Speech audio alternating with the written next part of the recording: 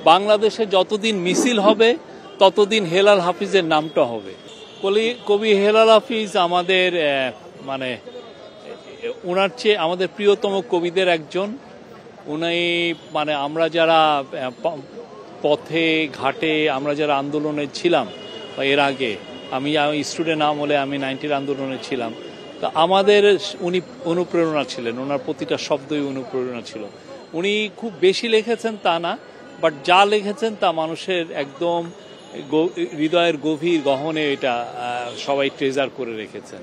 আমরা ওনার আত্মার মাগফিরাত কামনা করি। উনি লাইফলং ব্যাচেলর ছিলেন। ওনার মৃত্যু আমাদেরকে খুবই কষ্ট দিয়েছে।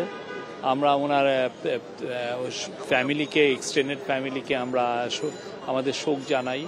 এবং আমার মনে হয় যে উনি একটা কবির সবচেয়ে বড় জিনিস হচ্ছে যে উনি অনেক অনেক বছর বেঁচে থাকতে চান তার লেখার মাধ্যমেই উনি বেঁচে থাকতে চান।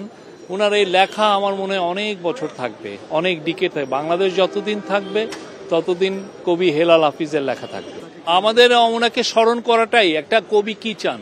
একটা কবি চান যে আপনি তার কবিতাটা পড়বেন, তাকে স্মরণ করবেন। বাংলাদেশে যতদিন মিছিল হবে ততদিন হেলাল হাফিজের নামটা হবে।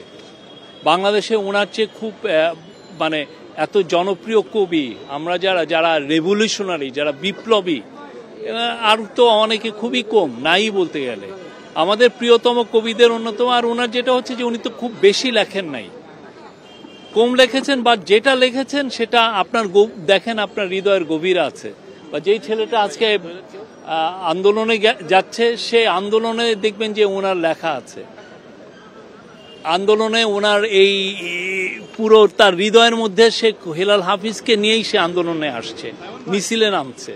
তা আমরা চাই ওনাকে সবাই আমরা স্মরণ করি, ওনার কবিতা আমরা পড়ি। আমার ওয়াইফ কালকে তার কবিতা অনেকগুলো পড়লো। আমার ওয়াইফ একজন ভালো রিসাইটার ছিলেন। আমরা সবাই আসলে কালকে তার কবিতা পড়েছি।